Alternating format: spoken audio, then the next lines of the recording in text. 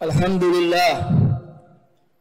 Alhamdulillahilladzi bi ni'matihi tatimmu shalihat. Asyhadu an la ilaha illallah wahdahu la syarika lah. Wa asyhadu anna Muhammadan abduhu wa rasuluhu alladzi la nabiyya ba'dah. Allahumma salli wa sallim wa barik ala hadha an-nabiyil karim Muhammadin sallallahu alaihi wa ala alihi wa ashabihi ajma'in. Amma ba'd. Faya ibadallah usikum wa nafsi bitaqwallah faqad fazal muttaqun. Qala Allah Ta'ala fil Qur'anil azim. A'udzu billahi minasy syaithanir rajim. Ya ayyuhalladzina amanu ittaqullaha haqqa tuqatih wa la tamutunna illa wa antum muslimun. Hadirin kaum muslimin sidang Jumat yang dirahmati oleh Allah Subhanahu wa taala. Kita bersyukur kepada Allah Subhanahu wa taala atas segala karunia. Salawat dan salam kepada Rasulullah sallallahu alaihi wasallam, keluarga dan kepada sahabat-sahabatnya. Kekasih kita, tauladan yang syafaatnya selalu kita minta di dalam doa-doa kita. Syafaat pertolongan.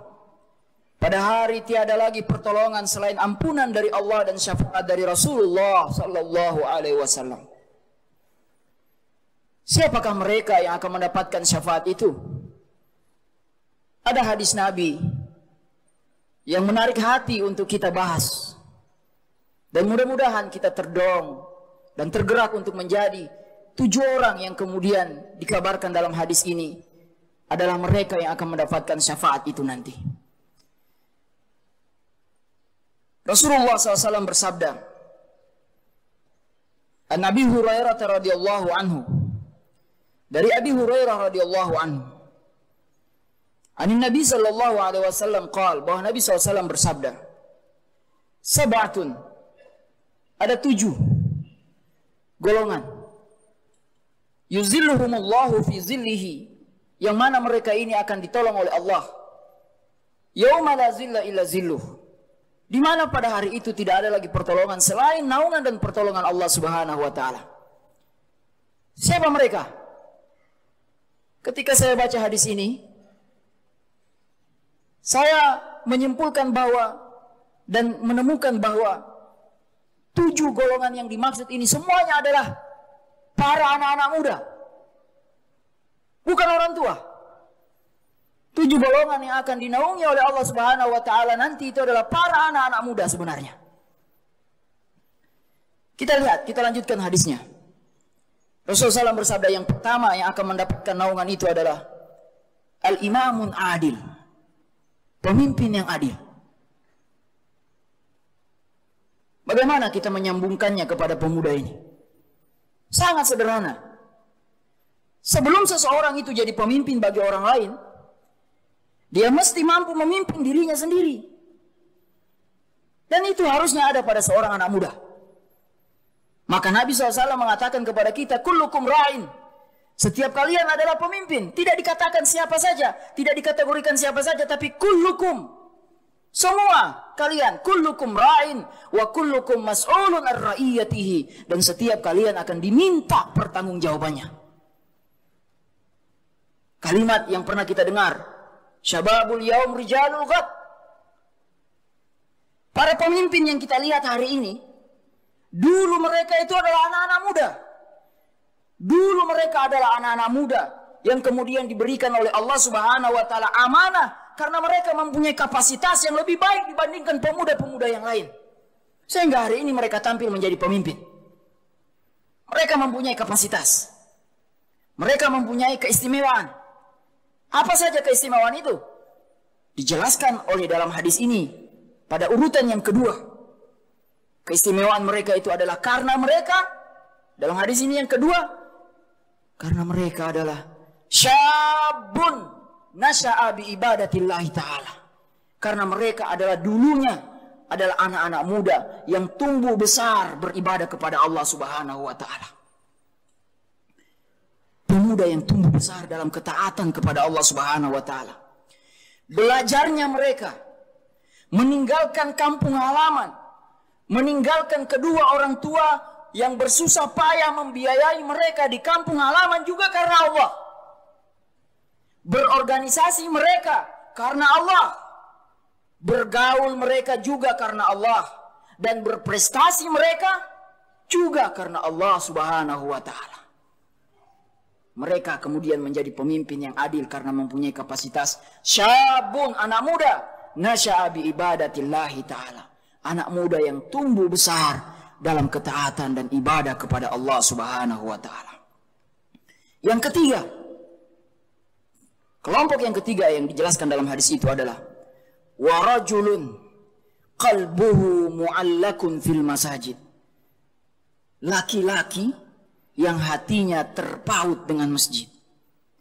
Hadis itu menggunakan kata rajulun. Tetapi kita harus bertanya, rajulun yang mana yang dimaksud ini? Rajulun yang usia 40, 50, 60? Ataukah rajulun yang dimaksud adalah rajulun yang masih muda? Dalam pemahaman saya yang pendek ini, dalam pemahaman saya yang mungkin salah. Kalau ada orang dewasa, kalau ada orang tua, lalu dia dekat dengan masjid, 5 waktu di masjid, hatinya terpaut dengan masjid, maka itu adalah sesuatu yang sangat lumrah, sesuatu yang sangat biasa.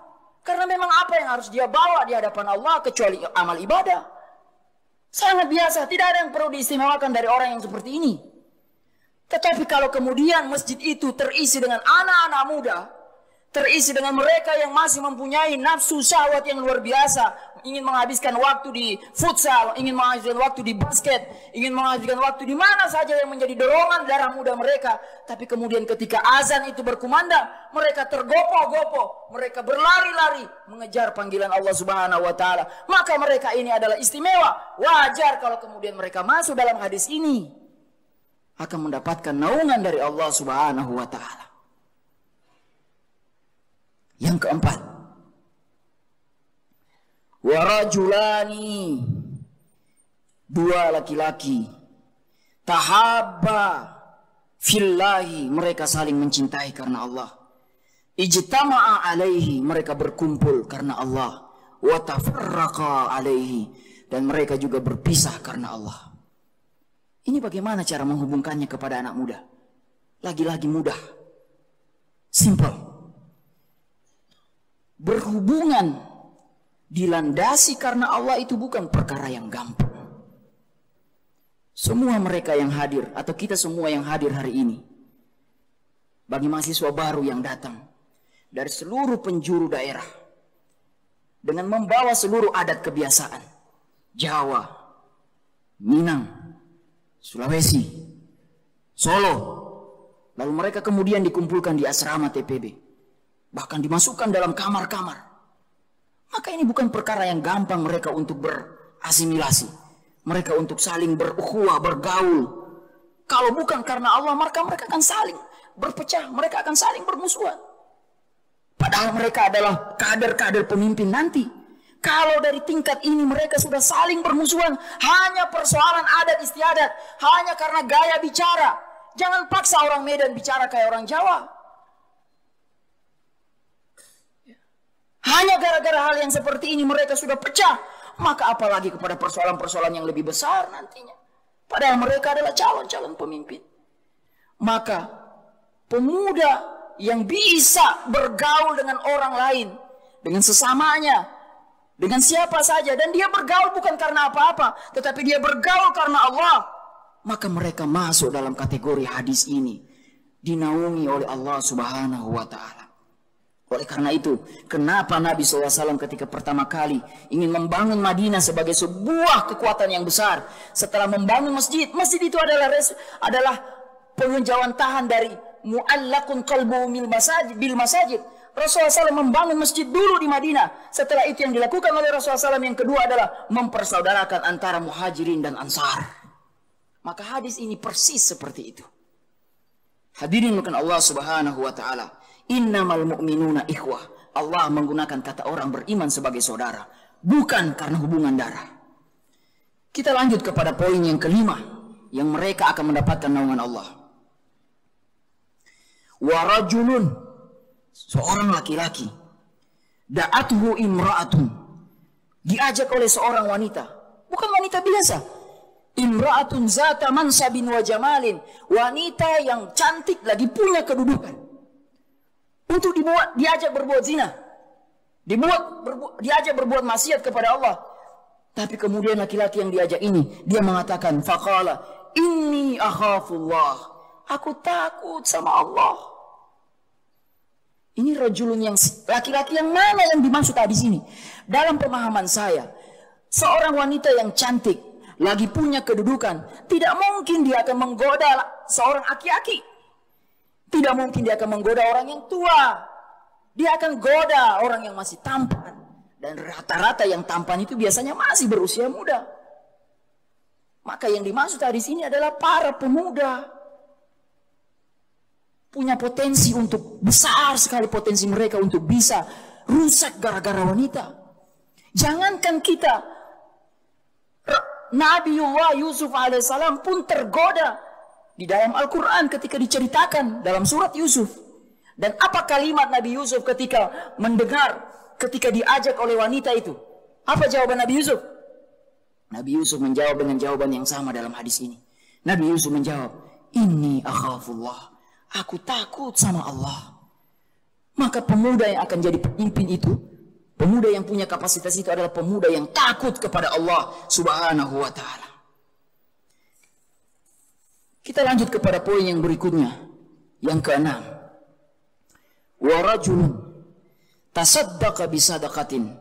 Seorang laki-laki yang bersedekah dengan sedekahnya, fa akhfaha, lalu dia sembunyikan sedekahnya, hatta la ta'lamu shimaluhu ma tunfiqu yaminuhu, sehingga tangan kirinya tidak mengetahui apa yang dinafkahkan tangan kanannya.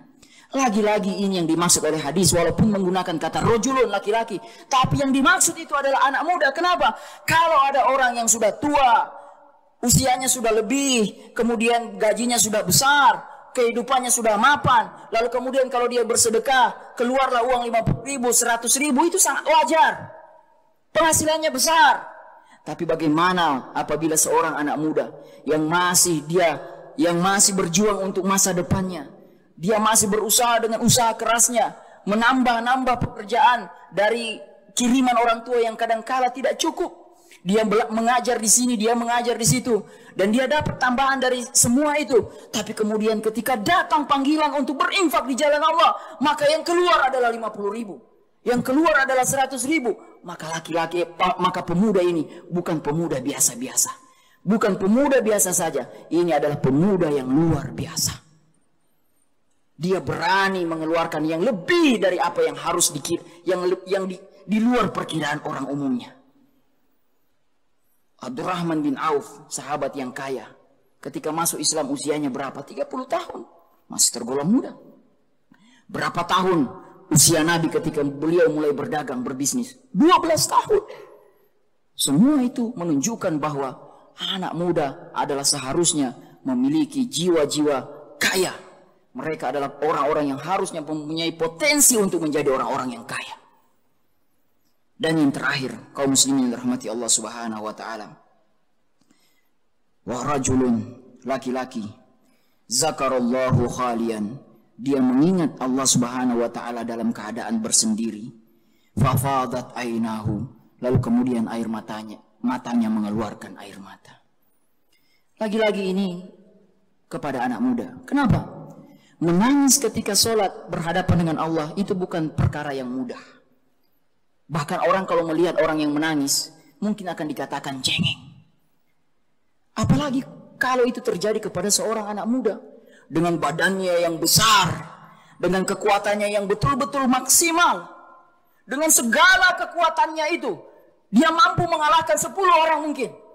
Tetapi ketika dia tunduk dalam sujud-sujudnya, ketika dia berdoa dalam sujud-sujudnya, dia menangis terseduh-seduh melihat kebesaran Allah Subhanahu wa taala, dan dia mengakui betapa lemahnya dirinya. Kalau ada orang sudah tua kemudian menangis, ya memang dia udah lemah. Dia tinggal membutuhkan bantuan kekuatan dari Allah. Ke masjid harus dibantu. Tapi anak muda yang penuh dengan kekuatan, dia bisa kalahkan apapun orang dengan emosinya, tentu saja hawa nafsunya. amarahnya. Tapi ketika dia datang di hadapan Allah, dia jatuh terseduh-seduh, mengeluarkan air mata. Itu tanda bahwa dia tahu, dia sadar bahwa dia lemah sebenarnya di hadapan Allah Subhanahu wa ta'ala. Menangis adalah tanda kepasrahan, tanda pengakuan bahwa yang dia miliki adalah mutlak milik Allah Subhanahu wa ta'ala. Kaum muslimin yang dirahmati Allah, yang terakhir, mana porsi orang tua dari hadis ini? Kalau semua ini adalah untuk para anak muda, maka mana porsi para orang tua? Mana porsi para orang tua, orang-orang dewasa? Porsinya adalah di nomor 1 dari hadis ini, yaitu imamun adil. Para orang tua, presiden, para menteri, para gubernur, para pendidik, para guru, para dosen, maka semua itu adalah poin tertinggi dari hadis ini, yaitu al-imamun adil, pemimpin yang adil. Pemimpin yang bertugas menyiapkan para pemuda penggantinya. Karena dia setelah melewati proses-proses yang 6 itu, hari ini dia menjadi pemimpin yang adil. Maka dia punya tugas berat untuk mencari, untuk mengkader pemuda-pemuda di bawahnya, menggantikan dia 10 tahun kemudian, 20 tahun kemudian, 30 tahun kemudian, menjadi para pemimpin-pemimpin yang adil. Dia bertugas untuk menyiapkan para pemuda yang tidak hanya sekedar jago dengan teknik-teknik kepemimpinan, tetapi pemimpin yang juga jago kepada teknik kepemimpinan, dan mereka adalah orang-orang yang beriman, seperti mana yang diceritakan oleh Allah tentang Ashabul Kahfi, tentang para pemuda penghuni goa, ketika Allah Subhanahu wa ta'ala menceritakan dalam surat Al-Kahfi, nahnu naqussu alaika, kami akan menceritakan kepadamu wahai Muhammad sebuah cerita, alaika naba'ahum, berita besar tentang mereka, bil haqq, dengan penuh kebenaran. Siapa mereka? Innahum, mereka itu adalah fityatun, anak-anak muda, amanu bi rabbihim, mereka itu adalah anak-anak muda yang beriman kepada Tuhannya, dan karena modal keimanan mereka, wazidnahum huda, akan kami tunjuki jalan-jalan hidup mereka. Barakallahu li wa lakum fil Qur'anil azim, wa nafa'ani wa iyyakum bima fihi minal ayati wa zikril hakim, wa taqabbal minni wa minkum tilawatah, innahu was-samiul alim. Aqulu qawli hadza fastaghfiruh, innahu huwal ghafurur rahim.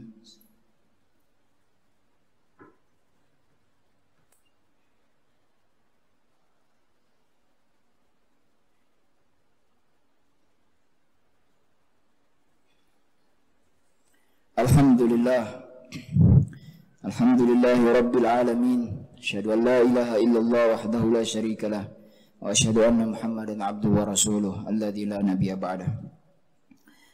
Kaum muslimin yang dirahmati Allah, pada khutbah yang kedua ini mari sama-sama kita berdoa kepada Allah atas segala hajat dan keinginan kita. Qala Allah Ta'ala fil Qur'anil Karim, innallaha wa malaikatahu yusalluna 'alan nabi ya ayyuhalladzina amanu sallu 'alaihi wa sallimu taslima. Allahumma ighfir lil muslimina wal muslimat, Allahumma ighfir lil muslimina wal muslimat wal mu'minina wal mu'minat, Allahumma ighfir lana dzunubana wa liwalidina wa limasyayikhina wa liman ahsana ilaina wa li jami'il muslimina wal muslimat wal mu'minina wal mu'minat birahmatika ya arhamar rahimin. Rabbana hab lana min azwajina wa zurriyyatina qurrata a'yun waj'alna lil muttaqina imama.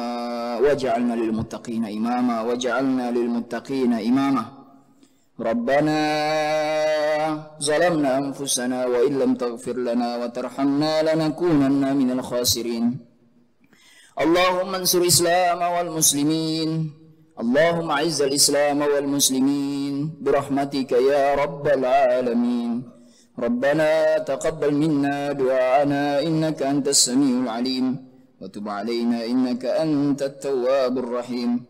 Sallallahu ala sayyidina Muhammadin nabiyil ummi wa ala alihi wa sahbihi ajma'in walhamdulillahi rabbil alamin.